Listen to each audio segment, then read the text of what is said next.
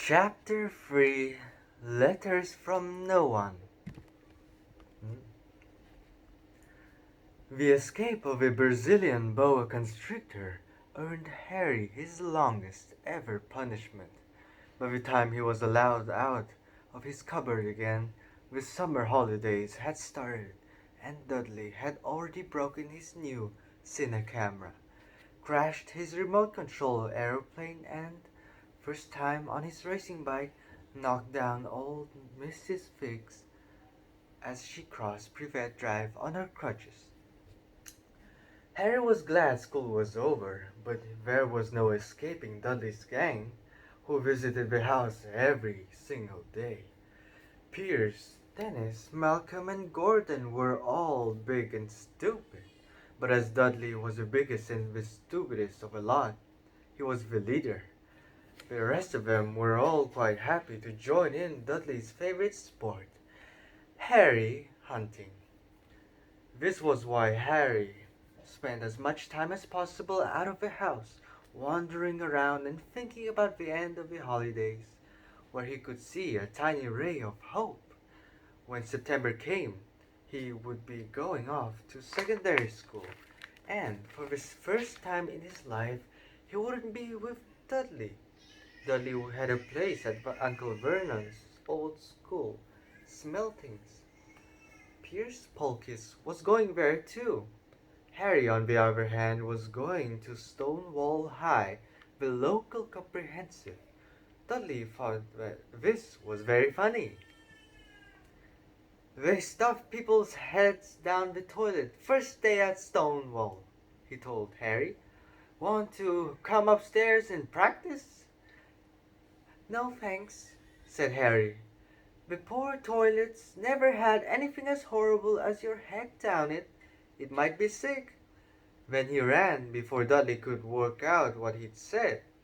One day in July, Aunt Petunia took Dudley to London to buy his Smeltings uniform, leaving Harry at Mrs. Figg's. Mrs. Figg wasn't as bad as usual. It turned out she'd broken her leg, tripping over one of her cats, and she didn't seem quite as fond of him as before. She let Harry watch television and gave him a bit of chocolate cake that tasted as though she'd had it for several years. That evening, Dudley paraded around the living room for the family in his brand new uniform. Smelting's boys wore maroon tailcoats, orange knickerbockers, and flat straw hats called boaters. They also carried knobbly sticks used for hitting each other while the teachers weren't looking. This was supposed to be good training for later life. As he looked at Dudley in his new knickerbockers, Uncle Vernon said gruffly that it was the proudest moment of his life. Aunt Petunia burst into tears and said she couldn't believe it was her Uncle Dudleykins. He looked so handsome and grown up. Harry didn't trust himself to speak.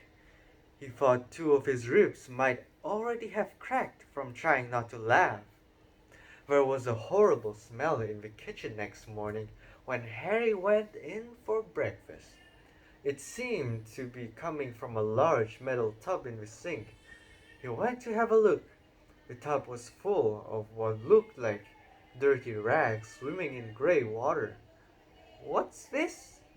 he asked Aunt Petunia. Her lips tightened as they always did if he dared to ask a question. "Your new school uniform," she said. Harry looked in the bowl again.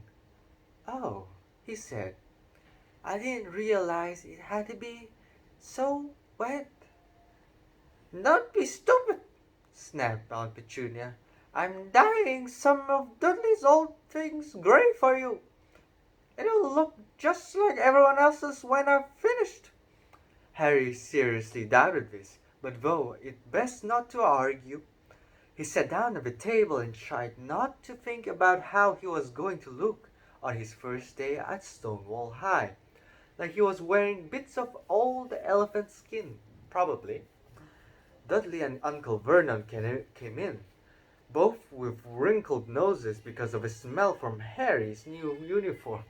Uncle Vernon opened his newspaper as usual, and Dudley banged his smelting stick, which he carried everywhere, on the table. They heard the click of the letter box and flop of letters on the doormat. "Get the post, Dudley," said Uncle Vernon from behind his paper. "Make Harry get it." "Get the post, Harry." "Make Dudley get it." "Poke him with your smelting stick, Dudley." Harry dodged the smelting stick and went to get the post. Three things lay on the doormat: a postcard from Uncle Vernon's sister Marge, who was holidaying on the Isle of Wight, a brown envelope that looked like a bill, and a letter for Harry. Hmm. Harry picked it up and stared at it, his heart twanging like a giant elastic band. No one ever in his whole life had written to him. Who would? He had no friends, no other relatives. He didn't belong to the library, so he never even got rude notes asking for books back. Yet here it was, a letter, addressed so plainly there could be no mistake. Mr. H. Potter, the cupboard under the stairs, 4 Privet Drive, Little Wingings, Surrey. The envelope was thick and heavy, made of yellowish parchment, and the address was written in emerald green ink. There was no stamp. Turning the envelope over, his hand trembling, Harry saw a purple wax seal bearing a coat of arms, a lion, an eagle, a badger, and a snake surrounding a large letter H. "Hurry up, boy!" shouted Uncle Vernon from the kitchen. "What are you doing, checking for letter bombs?" He chuckled at his own joke. Harry went back to the kitchen, still staring at his letter. He handed Uncle Vernon the bill and the postcard, sat down, and slowly began to open the yellow envelope. Uncle Vernon ripped open the bill, snorted in disgust, and flipped over the postcard. "Marge is ill," he informed Aunt Petunia. "Ain't a funny whelk." "Dad," said Dudley suddenly, "Dad, Harry's got something." Harry, on the point of unfolding his letter, which was written on the same heavy parchment as the envelope, when it was jerked sharply out of his hand by Uncle Vernon. "That's mine," said Harry, trying to snatch it back. "Who'd be writing to you?" sneered Uncle Vernon, shaking the letter open with one hand and glancing at it. His face went from red to green faster than a set of traffic lights. And it didn't stop there. Within seconds it was the grayish white of old porridge. "Petunia!" he gasped. Dudley tried to grab the letter to read it, but Uncle Vernon held it high out of his reach. Aunt Petunia took it curiously and read the first line. For a moment it looked as though she might faint. She clutched her throat and made a choking noise. "Vernon! Oh, my goodness, Vernon!" They stared at each other, seeming to have forgotten that Harry and Dudley were still in the room. Dudley wasn't used to being ignored. He gave his father a sharp tap on the head with his smelting stick. "I want to read that letter," he said loudly. "I want to read it," said Harry furiously, "as it's mine." "Get out, both of you," croaked Uncle Vernon, stuffing the letter back inside his envelope. Harry didn't move. "I want my letter!" he shouted. "Let me see it!" demanded Dudley. "Out!" roared Uncle Vernon, and he took both Harry and Dudley by the scruffs of their necks and threw them into the hall, slamming the kitchen door behind them. Harry and Dudley promptly had a furious but silent fight over who would listen at the keyhole. Dudley won, so Harry, his glasses dangling from one ear, lay flat on his stomach to listen at the crack between door and floor. "Vernon," Aunt Petunia was saying in a quivering voice, "look, look at the address. How could they possibly know where he sleeps? You don't think they're watching the house?" "Watching, spying, might be following us," muttered Uncle Vernon wildly. "But what should we do, Vernon? Should we write back? Tell them we don't want?" Harry could see Uncle Vernon's shiny black shoes pacing up and down the kitchen. "No," he said finally. "No, we'll ignore it. If they don't get an answer, yes, that's best. We don't do anything. But I'm not having one in the house, Petunia. Didn't we swear when we took him in we'd stamp out the dangerous nonsense?" That evening, when he got back from work, Uncle Vernon did something he'd never done before. He visited Harry in his cupboard. "Where's my letter?" said Harry, the moment Uncle Vernon had squeezed through the door. Who's writing to me?" "No one. It was addressed to you by mistake," said Uncle Vernon shortly. "I've burned it." "It was not a mistake," said Harry angrily. "It had my cupboard on it." "Silence!" yelled Uncle Vernon, and a couple of spiders fell from his ceiling. He took a few deep breaths and then forced his face into a smile, which looked quite painful. Yes, Harry, about this cupboard. Your aunt and I have been thinking. You're really getting a bit big for it. We think it might be nice if you moved into Dudley's second bedroom." "Why?" said Harry. "Don't ask questions," snapped his uncle. "Take this stuff upstairs now." The Dursleys' house had 4 bedrooms, one for Uncle Vernon and Aunt Petunia, one for visitors, usually Uncle Vernon's sister March, one where Dudley slept, and one where Dudley kept all the toys and things that wouldn't fit into his first bedroom. It only took Harry one trip upstairs to move everything he owned from the cupboard to this room. He sat down on the bed and stared around him. Nearly everything in here was broken. The month-old Cinep camera was lying on top of a small working tank. Dudley had once driven over next door's dog. In the corner was Dudley's first ever television set, which he'd put his foot through when his favorite program had been cancelled. There was a large bird cage, which had once held a parrot that Dudley had swapped at school for a real air rifle, which was up on a shelf with the end all bent because Dudley had sat on it. Other shelves were full of books. They were the only things in the room that looked as though they'd never been touched.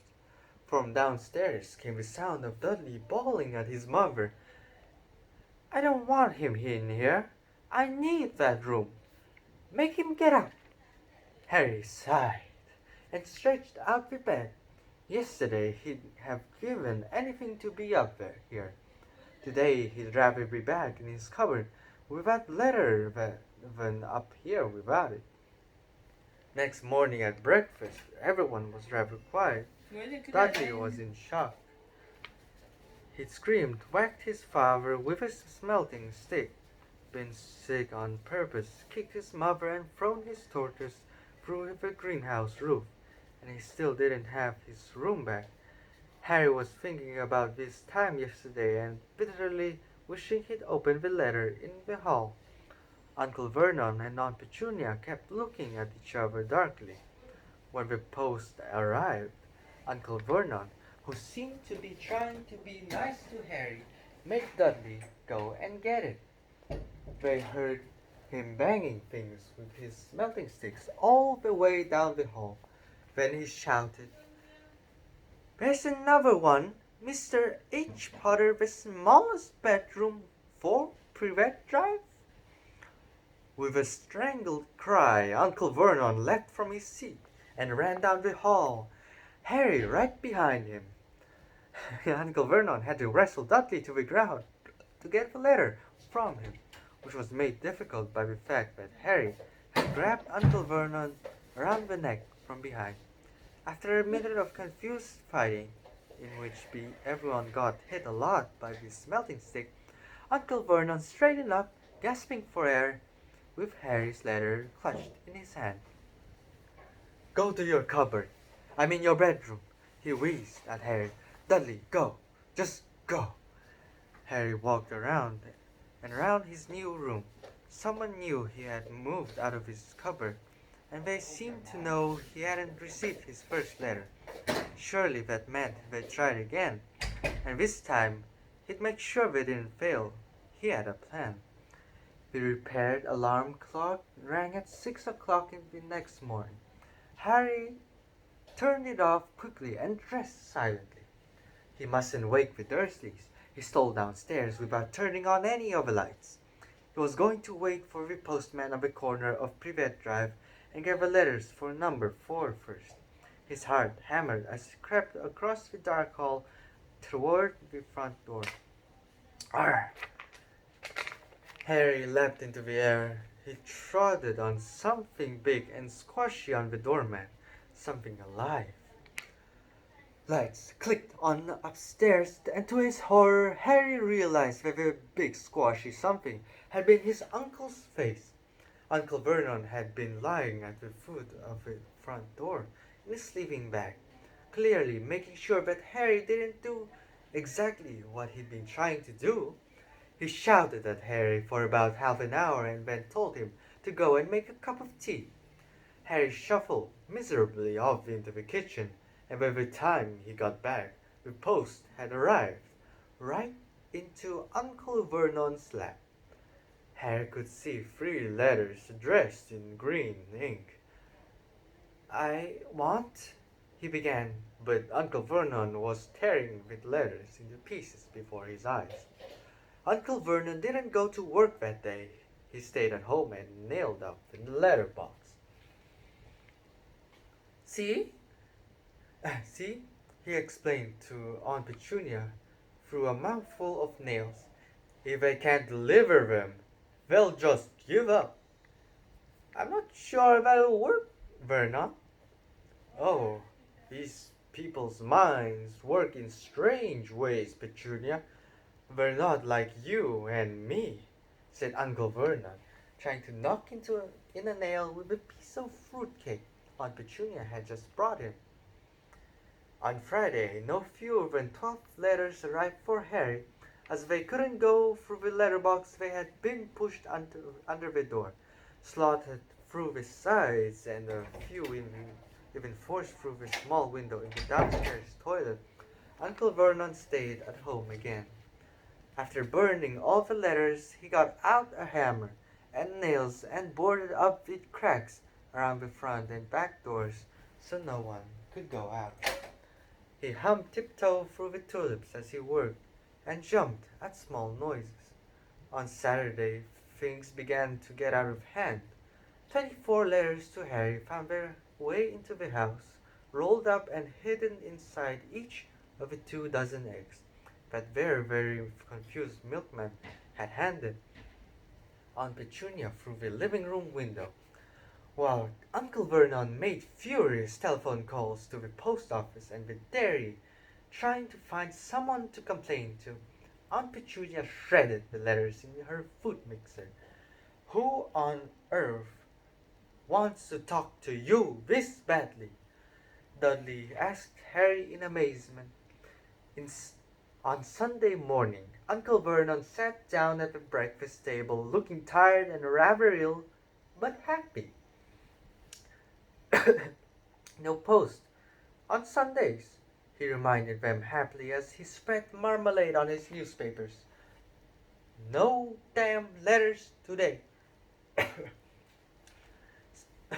Something came whizzing down the kitchen chimney as he spoke and caught him sharply on the back of the head. Next moment 30 or 40 letters came pelting out of the fireplace like bullets. The Dursleys ducked, but Harry leapt into the air, trying to catch one. Out! Out! Uncle Vernon seized Harry around the waist and threw him into the hall. When Aunt Petunia and Dudley had ran out with their arms over their faces, Uncle Vernon slammed the door shut. They could hear the letters still streaming into the room, bouncing off the walls and floor. "That does it," said Uncle Vernon, trying to speak calmly, but pulling great tufts out of his mustache at the same time. "I want you all back here in 5 minutes, ready to leave. We're going away. Just pack some clothes, no arguments." He looked so dangerous with half his mustache missing, but no one dared argue.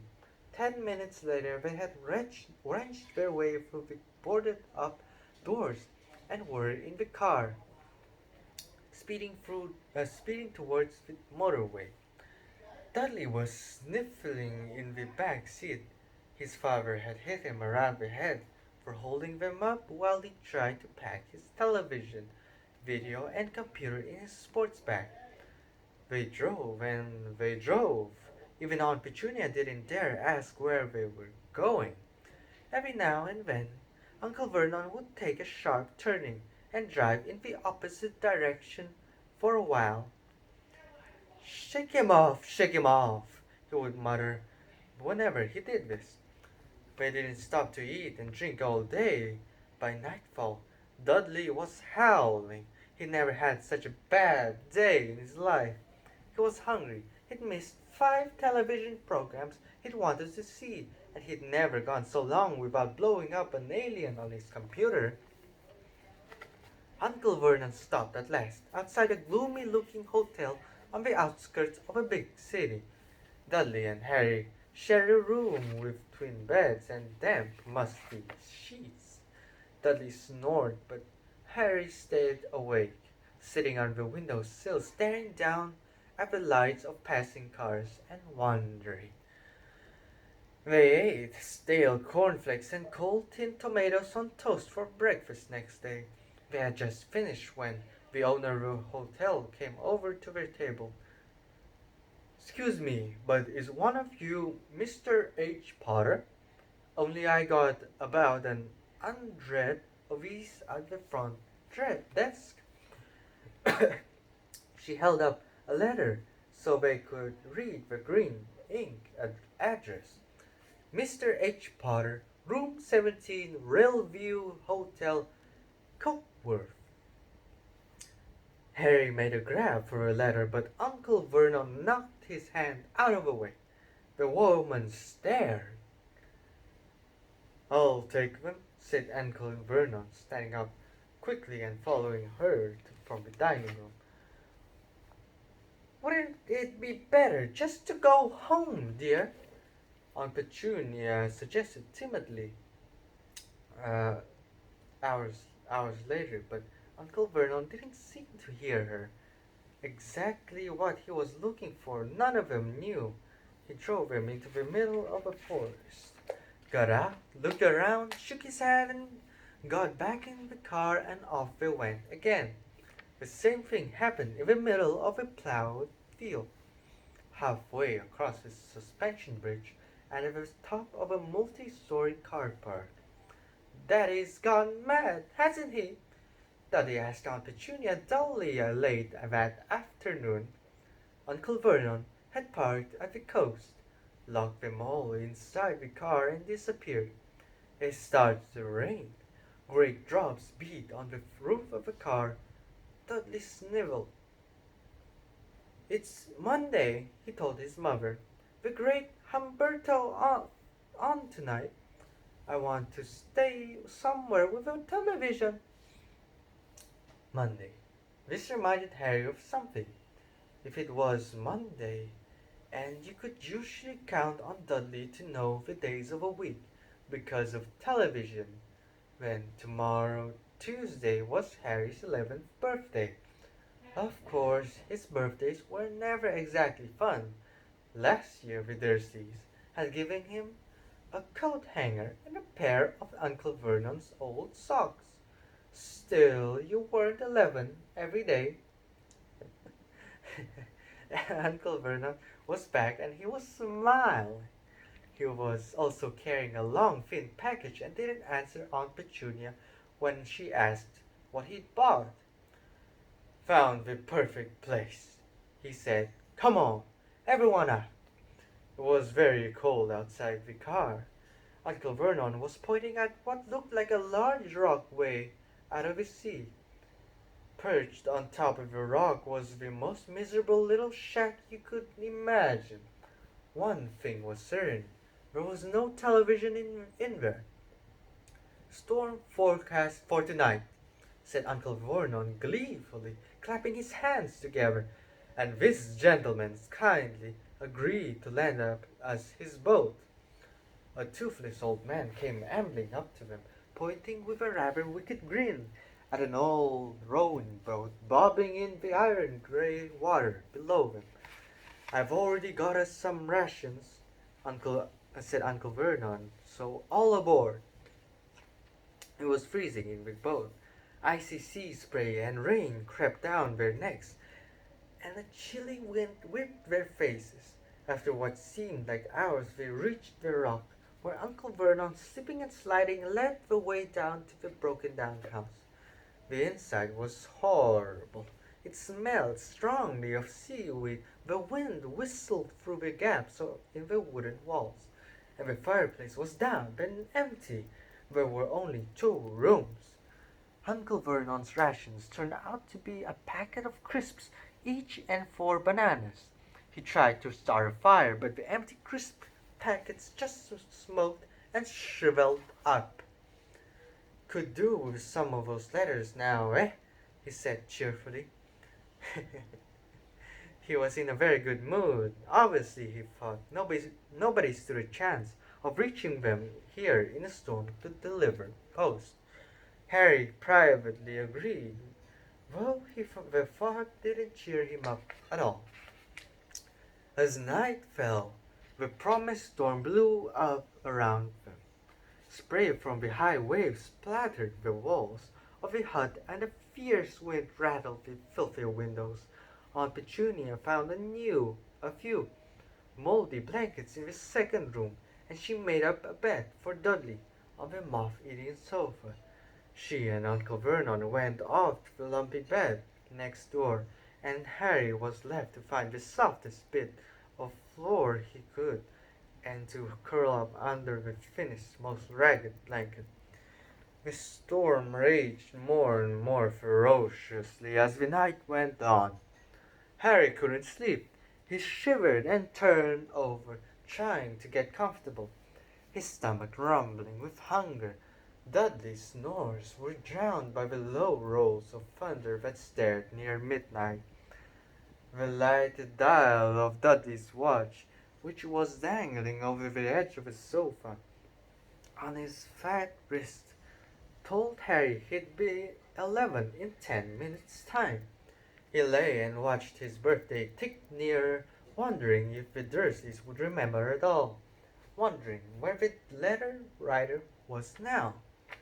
5 minutes to go. Harry heard something creak outside. He hoped the roof wasn't going to fall in, although it might be warmer if it did. 4 minutes to go.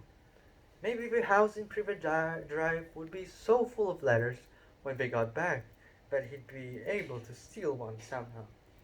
3 minutes to go. Was that the sea, slapping hard on the rock like that? And 2 minutes to go. What was that funny crunching noise? Was the rock crumbling into the sea? 1 minute to go, and he'd be 11. 30 seconds. 20. 10. 9. Maybe he'd wake Dudley up just to annoy him. 3, 2, 1. Boom! The whole shack shivered, and Harry sat bolt upright, staring at the door. Someone was outside, knocking to come in.